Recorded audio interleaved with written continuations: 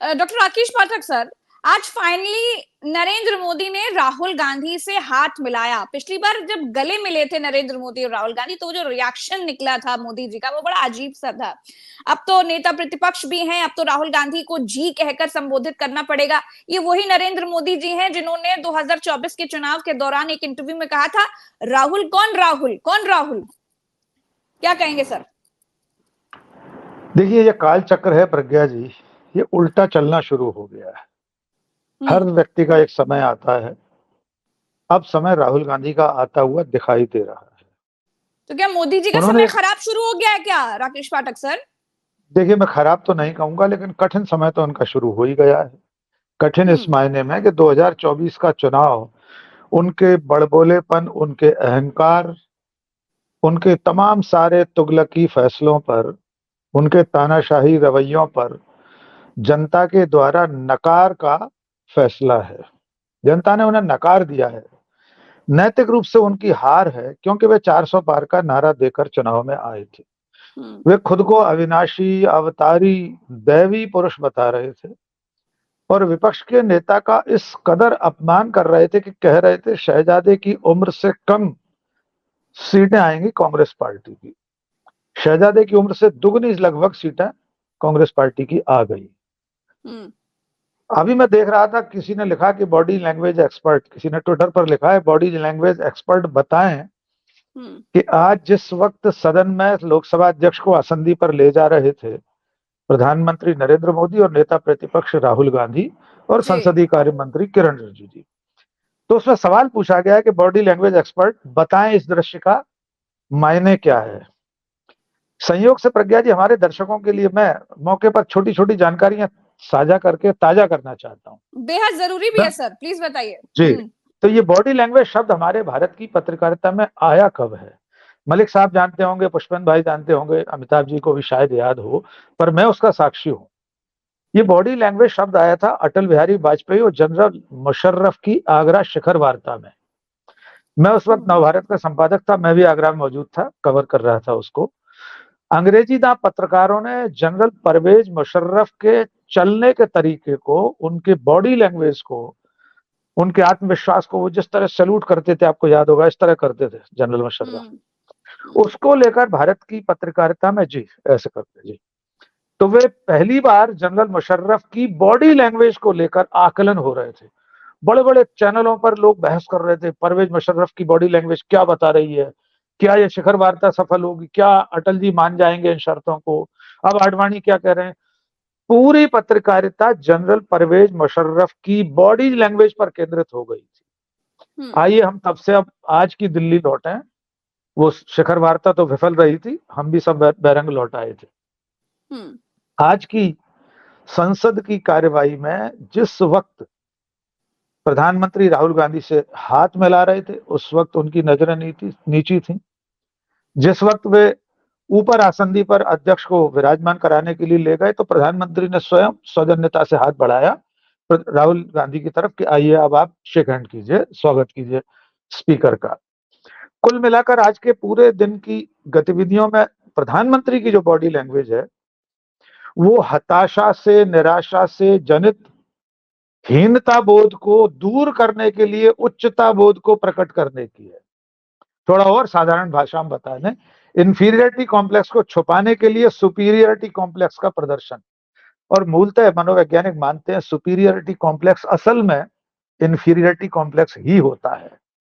नरेंद्र मोदी पिछले वर्षों से जिस तरह का सुपीरियरिटी कॉम्प्लेक्स बता रहे थे, जिसमें उनका दैवी होने का स्वयं का किया गया उद्घोष भी शामिल है। 7 अरब लोग पृथ्वी पर रहते हैं। मुझे नहीं लगता कोई और मनुष्य ऐसा कहता होगा कि वो बायोलॉजिकल नहीं है। मुझे नहीं लगता कोई और मनुष्य ये कहता होगा कि वो अविनाशी है। तो कुल मिलाकर उस व्यक्ति के लिए आज का दौर बहुत कठिन है। सदन में जिस तरह है, एक एक मिनट विपक्ष के लोगों को बोलने का अवसर दिया गया, वो एक सामान्य परंपरा है। लेकिन आज पहले ही दिन जिस तरह के तीर राहुल गांधी, अखिलेश यादव, पप्पू यादव, तमाम सारे और सांसदों ने सतसैया के दोहरे ज्यों नाविक के तीर देखन में छोटे लगे घाव करें क्या गंभीर। बात है, बहुत तो बढ़िया। आज के दिन इन सारे सांसदों ने जो इंडिया गठबंधन के थे, भले ही जैसा कि अभी हम लोग अनौपचारिक बातचीत में कर रहे थे कि एक एक सांसद वाली पार्टी, जिस पार्टी का सिर्फ एक सांसद है, वो भी घाव करें गंभीर के तरीके से लोकसभा अध्यक्ष को भी चेता रहा था और ट्रेजरी बेंच को भी आंखें तरेर कर कह रहा था कि अब ई न चलवे, पहले जो आप करते रहे थे ई न चलवे, अब नहीं चलेगा। आज के दिन से सत्ता पक्ष की परीक्षा शुरू होती है और साथ में प्रतिपक्ष की भी अग्नि परीक्षा है। बिल्कुल। राहुल गांधी गांधी परिवार की ओर से 35 सालों बाद किसी संवैधानिक पद के दायित्व को संभालने जा रहे हैं, आज से संभाल लिया है, उनकी भी परीक्षा है। वे चाहते डॉक्टर तो राकेश यूपीए पाठक में सर, प्रधानमंत्री बन जाते हैं जी। कि ओम बिरला जी जो हैं वो बिल्कुल सिखाए पढ़ाए और इनके सीखे सिखाए अनुभवी योद्धा हैं नरेंद्र मोदी जी के। तो अब हम क्या देखने वाले हैं संसद में, आपको क्या लगता है? क्योंकि जो 5 साल का अनुभव रहा है, जो कार्यकाल रहा है, जो इतिहास में स्वर्ण अक्षरों से लिखा रह जाएगा, ओम बिरला जी ने जिस तरीके का कार्यकाल निभाया था और विपक्ष आरोप पे आरोप लगाता रहा, अब आप आगे क्या देख रहे हैं? क्या वो सब कुछ दोहराया जाएगा या फिर इस बार आप बिल्कुल अलग देख रहे हैं, तेवर ही अलग हैं सबके? देखिए, दोहराने की कोशिश तो होगी सत्ता पक्ष की ओर से। मलिक साहब ने बिल्कुल ठीक कहा है कि अपने जांचे परखे आजमाए हुए आदमी को दोबारा से स्पीकर बनाया है। किसी नए को बताते तो उसे बताना पड़ता कि माइक कैसे म्यूट करना है, कब कब करना है, कैमरा कब हटाना है राहुल गांधी के चेहरे से।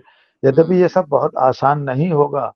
अब इन स्पीकर महोदय के लिए भी राहुल गांधी के ऊपर से कैमरा हटाना या विपक्ष के लोगों के माइक को म्यूट करना या सदन में से 100 लोगों 149 लोगों को निलंबित करना आसान नहीं होगा। लेकिन आज जो हुआ, आज ही क्यों, कल से जब जो अब तक हुआ उसमें 2-3 चीजें और नोट करने की हैं। जैसे प्रधानमंत्री ने कहा कि नखरे नहीं करे विपक्ष, ड्रामेबाजी नहीं करे। मैं इसको दूसरे तरीके से लेता हूं। मैं हमेशा ऐसा कहता हूं, जब भी मोदी जी या उनकी पार्टी ऐसा कुछ कहती है तो मैं कहता हूं आप इसका बुरा क्यों मान रहे हैं। असल में वे अपना रोना रो रहे हैं। वे ये स्वीकार कर रहे हैं कि 1947 से अब तक उनके राजनीतिक पुरखे अटल बिहारी वाजपेयी, लाल कृष्ण आडवाणी तक नखरे दिखाया करते थे, ड्रामेबाजी करते थे। तो वे विपक्ष को गाली नहीं दे रहे, वे अपने राजनीतिक पुरखों को गाली दे रहे हैं। क्योंकि अगर आप आज के विपक्ष को नखरेबाज ड्रामेबाज कह रहे हैं तो कल तक 26 मई 2014 से पहले तो आप और आपके पुरखे विपक्ष में थे। यानी आप स्वीकारोक्ति कर रहे हैं, सीधे सीधे गाली दे रहे हैं अटल बिहारी वाजपेयी और लाल कृष्ण आडवाणी को कि वे नखरेबाज थे और ड्रामेबाज थे। एक दूसरी बात, संसद में लोकसभा अध्यक्ष 50 साल पुराने आपातकाल का रोना रोने शुरू कर देते हैं, रोना रोते हैं। लेकिन जब जम्मू कश्मीर से आया हुआ एक सांसद नेशनल कॉन्फ्रेंस का जब ये कहता है कि पिछले सत्र में एक सांसद को आतंकवादी कहा गया इसी सदन में क्योंकि वो मुसलमान था, तब आप खामोश रहे। तब आपने क्यों नहीं खामोश किया उस व्यक्ति को जिसने आतंकवादी कहा था? क्या इस संसद में भी ऐसा सुनने को मिलेगा? मात्र कुछ महीने पुरानी घटना याद दिलाने पर स्पीकर एकदम से चमक जाते हैं और खुद 50 साल पुराने आपातकाल का जिक्र कर रहे हैं। हो सकता है कल के बाद जब खुली बहसें शुरू हो तो पार्लियामेंट में उधर बैठे हुए लोग ये याद दिलाएं कि बाला साहब देवरस जो सरसंघ चालक थे उस वक्त, उन्होंने कितनी चिट्ठियां लिखी थी इंदिरा गांधी को। उनकी अपनी किताब में देवरस जी के में क्या जिक्र है आपातकाल का। अटल बिहारी वाजपेयी ने कितने पत्र लिखे थे आपातकाल में, वे बंगाली मार्केट में आइसक्रीम खाते थे। आपातकाल को अनुशासन पर्व किसने कहा था? राष्ट्रीय स्वयंसेवक संघ पूरी तरह आपातकाल के पक्ष में था। हम तो न तब पक्ष में थे न आज पक्ष में। यद्यपि जब आपातकाल लगा था तो हम तो बहुत छोटे थे, हम तो स्कूल में पढ़ते थे। लेकिन अगर हम उस वक्त भी बालिग होते तो उसके विरोध में ही होते। आप तो आपातकाल के पक्ष में थे, आप किस मुंह से रोना रो रहे हैं भाई? आपातकाल किन परिस्थितियों में लगा था उसका भी जिक्र होगा। फिर कल्पना करके देखिए कि राहुल गांधी सेना से सरकार के आदेश को मानने से इनकार करने का आह्वान कर दें। राहुल गांधी कल कह दें वोट क्लब पर एक सभा में कि मैं भारत की सेना और सारे पुलिस बलों से आह्वान करता हूं कि वे केंद्र सरकार के आदेश का पालन न करें। 24 जून 1975 को लोक नायक जयप्रकाश नारायण ने दिल्ली में यही आह्वान किया था। बताइए आज की तारीख में क्या होगा अगर राहुल गांधी आह्वान कर दें। मलिक साहब को अच्छी तरह याद होगा, सेना से बगावत का आह्वान किया था हमारे लोकनायक जयप्रकाश नारायण ने। आपातकाल के लगने की परिस्थितियां भी गिनाना पड़ेंगी। फिर कह रहा हूं, हम आपातकाल के पक्ष में नहीं है, उसमें हुई ज्यादतियों के खिलाफ हैं, लेकिन वो संवैधानिक था। ये अघोषित आपातकाल जो 2014 से चल रहा है, तमाम बेकसूर लोग जेलों में हैं, चुने हुए मुख्यमंत्री जेलों में हैं, जेल से निकल नहीं पाता एक मुख्यमंत्री, दूसरा हरावल दस्ता उसे गिरफ्तार करने के लिए तिहाड़ के दरवाजे पर खड़ा हो जाता है। ये अघोषित आपातकाल है। लोग नरसंहार की सरेआम अपीलें करते हैं, केंद्र में सरकार में बैठे मंत्री गोली मारो जैसे आह्वान करते हैं, संसद के भीतर धर्म के आधार पर नफरत फैलाने वाले भाषण दिए जाते हैं, कानून कोई कार्रवाई नहीं करता। ये अघोषित आपातकाल है। हम सब की जुबानों को बंद करने के लिए काला कानून लाया जा रहा है। ये उस अघोषित आपातकाल को लागू करने की दिशा में बढ़ाया जा रहा एक कदम है। तो आज की तारीख में जब नया नया स्पीकर चुना गया है, अब आपने जो पूछा कि क्या बदलेगा, बदलेगा ये कि स्पीकर चाहकर भी पहले की तरह मनमानी नहीं कर पाएगा। सत्ता की कठपुतली बनने की लोकसभा अध्यक्ष की कोशिशें अब उतनी परवान नहीं चढ़ पाएंगी, क्योंकि सामने एक सबल प्रबल विपक्ष बैठा हुआ है, जिसमें पूर्ण परिपक्व सत्ता पक्ष से ज्यादा काबिल लोग भी हैं, एक से एक धुरंधर राजनेता हैं। आज ही सब लोग, कई लोगों ने बानगी पेश कर दी है कि वे आने वाले दिनों में क्या कुछ नहीं सुनाएंगे। ये कई कम बात नहीं थी जो जम्मू कश्मीर के सांसद ने स्पीकर की आंखों में आंखें डालकर कहा कि एक सांसद को आतंकवादी कहा गया और आप खामोश रहे। तो आप सोचिए, आज तो कुछ भी नहीं था, आज तो सिर्फ परिचय सत्र था। कल से जब रेगुलर नियमित सदन बैठेगा तो क्या क्या नहीं सुनना पड़ेगा स्पीकर को और प्रधानमंत्री को। अंतिम बात यह है, वे नहीं सुधरेंगे। लेकिन 1984 में एक फिल्म आई थी, हम नहीं सुधरेंगे, असरानी की। दूसरी फिल्म कल रिलीज हुई है कि हम अपनी घटियाई नहीं छोड़ेंगे। ये अपनी स्तरहीनता नहीं छोड़ सकते सत्ता में बैठे लोग। ये अपनी पुरानी चाल चेहरा चरित्र के साथ ही सदन को चलाने की कोशिश करेंगे, चला नहीं पाएंगे। ऐसा विपक्ष के तेवरों से आज लग रहा है। देखते हैं, कल हम फिर बैठेंगे, देखेंगे सदन में क्या होता है। जी बिल्कुल।